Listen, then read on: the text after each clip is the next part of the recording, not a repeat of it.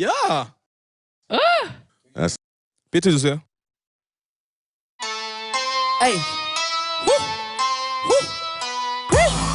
대걸레 머리 내 머리 놈 like 맥컬리 컬킨 150 bucks 내 머린 들어 신을 청소해 여기저기 청소부 머리 니들 실력은 느려 빠졌어 나는 다서부 가리 후진을 해도 난 앞서만 가네 너 내가 딸차는 앰뷸런스 밖에 wow, 기분이 좋아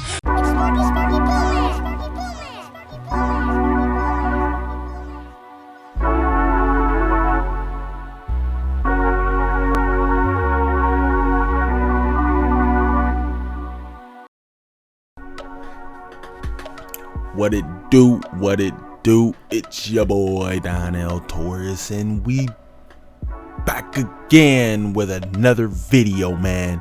Yo, so today I'm gonna be going over the time that I auditioned for this Korean rap show called Show Me the Money. Let's take it back to 2016. It was going into the summer of 2016. I wasn't even a year into LA yet. I was like 9 months in at that point. Like 8 or 9 months in. So so I remember when I found the ad on Craigslist. I was looking for like little jobs on Craigslist, and at this time I was living in a studio apartment, like literally probably the size of my room that I'm in now. I was sharing it with another guy. I was sharing it with my homie, right? So I was like, man, let me look for just like more odd jobs, because at the time I was doing security. I was working security. I wanted like another like gig. So I was looking on Craigslist and I found this ad for like a rap show, right? So I'm like, oh snap, a rap show, lit. So I'm like, all right, cool. Like, I wanna go for it. So I remember it said, Show Me the Money 5. Show Me the Money 5, right? So I'm like, all right, cool. Like, let me see what this is about. Korean rap show. Like, I'm like, man, I hope I don't have to speak Korean in order to audition. But they were coming to LA, so I'm like, all right, well, if they coming to LA, like, they gotta rap in English, So anyway, I sent in my audition tape. They reached back out to me. They were like, yo, if we really, like you, come down for the, like, I guess the preliminary auditions or something like that. So I'm like, all right, cool. So I go out there, I take a Uber out there because I didn't have a car at the time. So I take a Uber. I ended up at this warehouse. I seen a bunch of people, and I'm like, yo, this might be the real deal. Like, okay. So I see a bunch of people, and like it was only like a handful of like black people there. Which is crazy. Everybody else is Korean, and I guess because the show's fan base is Koreans, so it's me and like a few other black guys, and we go and we chop it up. I chop it up with one other guy. The other people didn't really talk much, but we were chopping it up. I was talking to some of the other people. And the camera, they had a camera. The camera started walking around, talking to people. And mind you, I'm like the tallest dude there, right?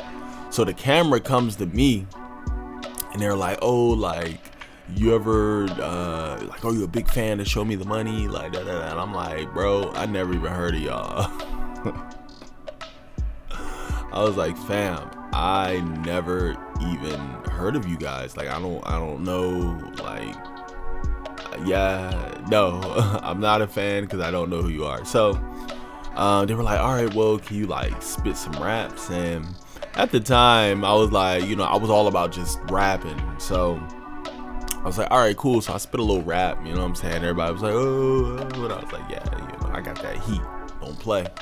So we outside for a little while, and then we go into the warehouse, and they align us in these boxes, right? They align us in these boxes, and not like physical boxes, but these little tape box, like they taped a square on the floor and we had to stand in it. So the camera went through each one of us, and I can tell the person that came in, everyone was like, ooh. Like, it was like this one dude, I guess he was a judge, right? So he comes in, and everybody's like, ooh, ooh, and I'm like, okay, I guess he was like the Simon Cowell of American Idol for this show.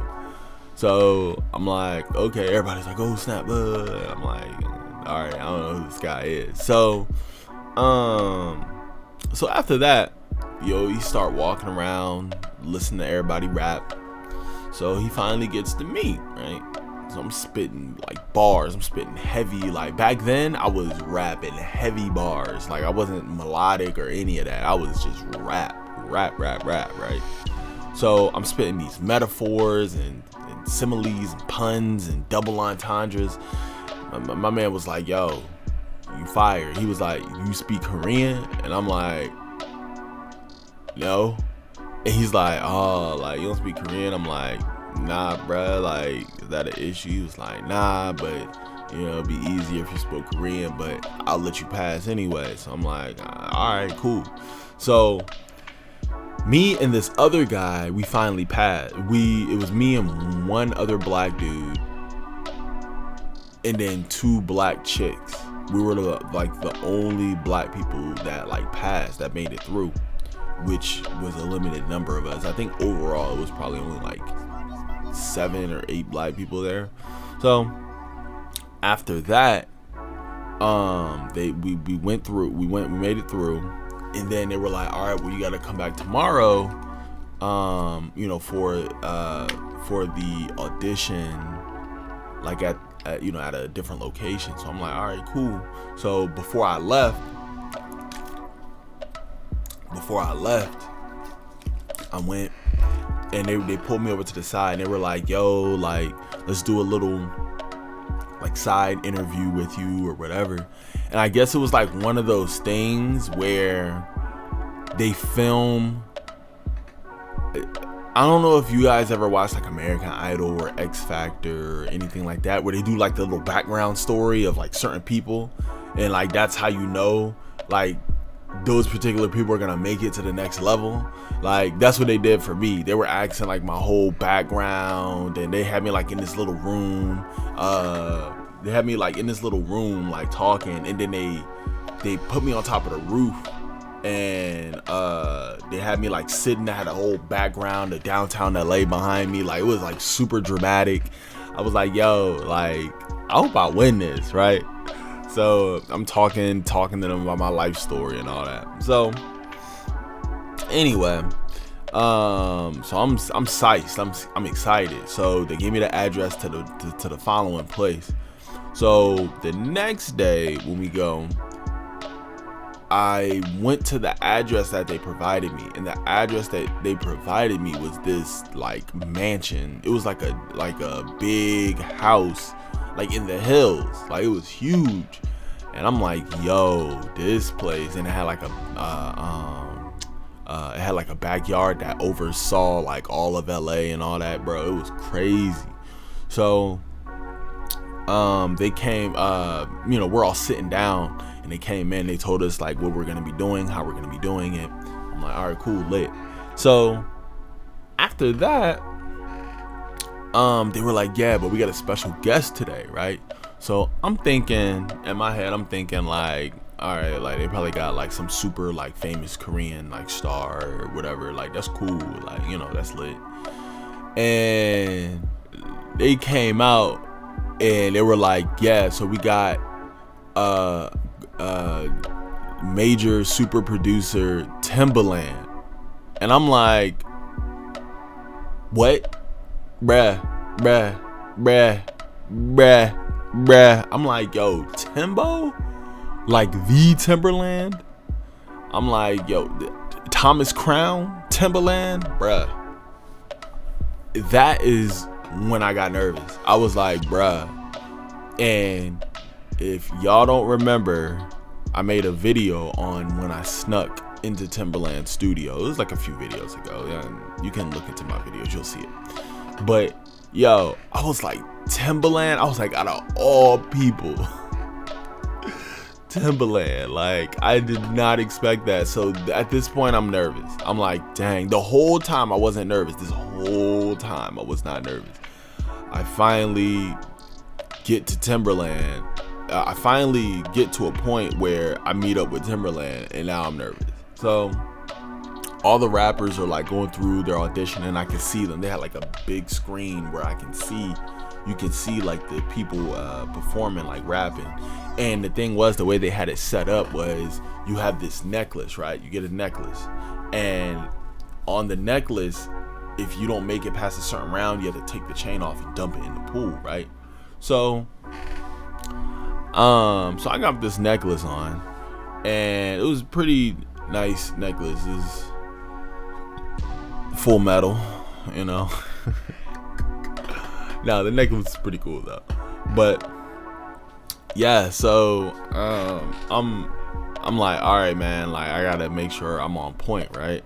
So after that, after all the people go through, now it's finally my turn. So I go out there, I see the judges. They're all sitting on these little podium like things, and I see Timberland, right?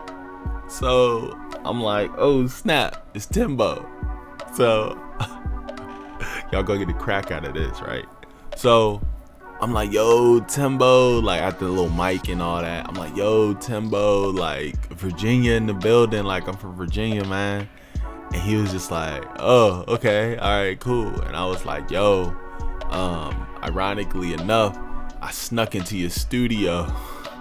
I snuck into your studio a few years ago, and I tried to meet you back then. And he just looked at me like, what? He was just like, yo, who mans is this? That's how he was looking. He was just like, yo, who mans is this? Yo, that was awkward. That was super awkward. So then they turned the beat on, and when they turned the beat on, I started rapping. And mind you, back then, I wasn't really all that good at making beats. So I decided to make my beat because I wanted them to see that I make beats too, right? So the beat wasn't really all that good. So I'm rapping over the beat, and then they ended up stopping it, and they were like, yo, you cool, but your style is like very old school. And I was like, what, old school? He's like, yeah, it's very old school, like, we looking for something like the new thing or something like that. Like I guess he wanted a younger sound, because back then in like 2016, these new rappers started coming out, like Uzi Vert and 21 Savage. All these guys, they started all coming out around the same time. So the style of rap that I had was like kind of more of like old school, like 90s hip hop. So they didn't want me, and I ended up taking I had to take the chain off and dump it in the pool, and that was pretty bad. Nah, it wasn't bad, but it was just like, it was discouraging, because Timberland, my idol, like told me, he was just like, yo, like, your style is like old school. And I'm like, bro, nigga, you old school, man. Like, man. So after that, I ended up not leaving. We ended up staying there until the whole, like, everyone auditioned, and then they fed us. They gave us food. They gave us some Korean food, which was bomb. It was lit, A1. I like Korean food a lot. It was really good. But yeah, man, I was just trying to soak it all in. It was it was a battle rapper there named Dumbfounded. I don't know if any of y'all know who that is, but Dumbfounded, he's a dope battle rapper. I guess one of his artists were there, like, auditioning or whatever, or his proteges or whatever was there auditioning, which was lit. I actually got a picture with him. But that day was pretty cool. Like it felt like I was a little celebrity because of the whole of the way they were treating us. They was really treating us really good. But yeah, man, yeah, that thing was crazy. And to meet Timberland, to tell him that I snuck into the studio, and then for him to be like, yo, you old, you're like, you got the old school rap or whatever, it was just like, oh man, like it crushed me a little bit, I ain't gonna lie. But that was like the starting point of when I kind of reinvented myself, because after that I was like, all right, I need to reinvent myself into a newer musician, still true to who I am, but make it more modern. So over like the course of like a year or so, I really reinvented my style and was more melodic. And I mean, you can hear it like if you go to like my old music, like if you go to streaming services, Donnell, Taurus, because I got all my old music up there. If you look at all my old songs up until like 2016, you'll hear the evolutionary difference. You'll start hearing the changes. I'm more melodic. It's more spaced out. It's not as like lyrical, cutting edge like that. So, that made me learn like you have to really change your style up and switch it around, which was dope. I really used that as the motivation to mold myself into a better artist and a better musician overall. But yeah, man, that's pretty much the story of when I was on Show Me the Money 5. I'm gonna post a clip, well, at least me on there, and then you guys will see me being on Show Me the Money. I wish I had like my actual audition. It only shows me as a cameo, which is ironic enough because I have one person that is he's a fan of me. He comments on like a lot of my videos. Shout out to the homie. Which I don't know how he found me. I wasn't even on there enough to really garnish a fan base, but he likes my music, which is dope. I appreciate you, homie. I can't think of his name right now. I'm terrible with names, but yo, shout out to the homie. Shout out to Korea. Shout out to Show Me the Money for the opportunity. I really appreciate it, and I was really grateful for my time on there. It was pretty lit, to experience something different, experience a different culture, but with the hip hop elements in it. And it's crazy to see how far hip hop has came, man. So I really dig that. And yeah, man, I'm gonna keep it at that. So I know this video is a little shorter or a little longer than usual, but I just wanted to really dive into detail about that. But anyway, man, if y'all like these videos, make sure y'all like, comment, subscribe, and as always, stay true, stay heard. I'm out. Deuces.